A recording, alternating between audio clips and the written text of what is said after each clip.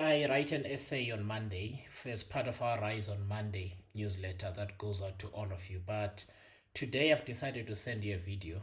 And to be honest, partly because it's been a very long day and I don't think I'm going to get a chance to write. But I think it's good that I'm doing this via video. And today I'm just going to talk about two things. One is the Zimbabwean elections that took place last week, and for which there was an announcement on Saturday by the Zimbabwean Electoral Commission. And then I'm going to talk about the BRICS summit, specifically the whole conversation about de-dollarization and a common currency between the BRICS countries. So I'm just going to talk about those two things today.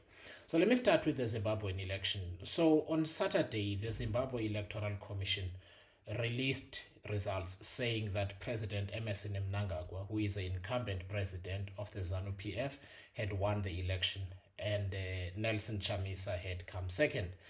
In terms of Zimbabwe's constitution, if all the candidates get less than 50%, then there is a runoff election in instances where there are more than two candidates. In this case, they say Emmerson Mnangagwa has won outright. Now, I think this question or this issue needs proper ventilation because the absence of a democratic environment in Zimbabwe has gone on for years. And I think it is important that South Africans have an opinion because what happens in Zimbabwe has a direct impact on South Africa, in particular South Africa's own stability. As we know, there are thousands of Zimbabweans in South Africa. Some people say millions, but I don't think so. But there are lots of Zimbabwean citizens in South Africa. Most of them are here because they are running away from desperate economic conditions, from political repression, police brutality, lack of freedom of expression, and all of these kind of things. And so it is important that as South Africans, we have a stand on what happens in Zimbabwe in the same way that we would expect our neighbors and friends to have a stand on some things that happen in South Africa when our rights as citizens are affected.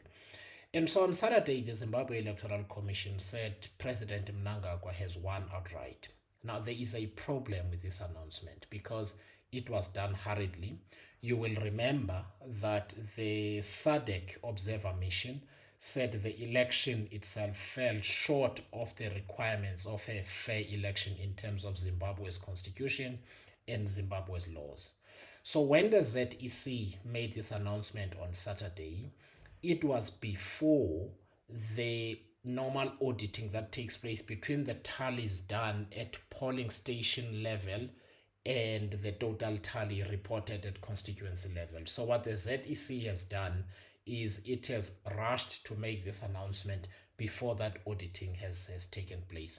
And electoral observers and the opposition say that tallying of votes, because each party and some civil society organizations must have observers or do have observers or poll workers in each of the voting stations, and they've been able to, because they must participate in the counting, to tally which party has got how much.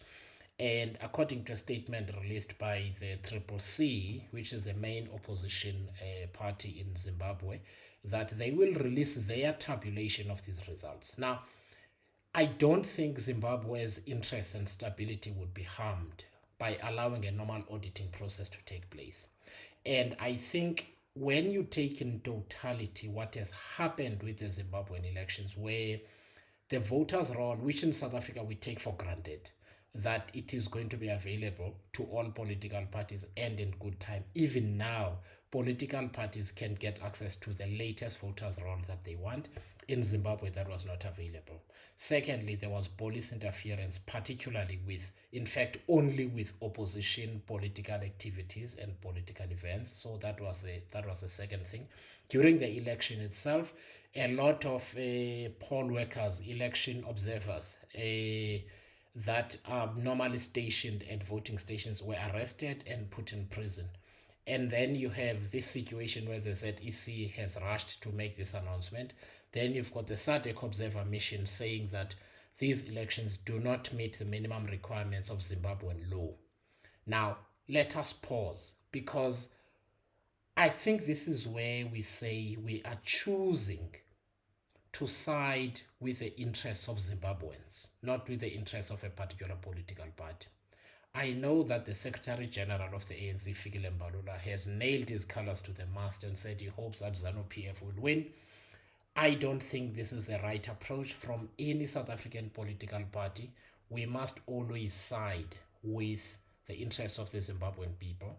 A fair and transparent democratic process in Zimbabwe is in the best interests of Zimbabweans, and in the best interests of South Africa, and in the best interests of the region. And therefore, this announcement by the ZEC must be rejected, because on publicly available evidence, the election was rigged from the start. It was rigged during the election, and they are rigging the announcement as well.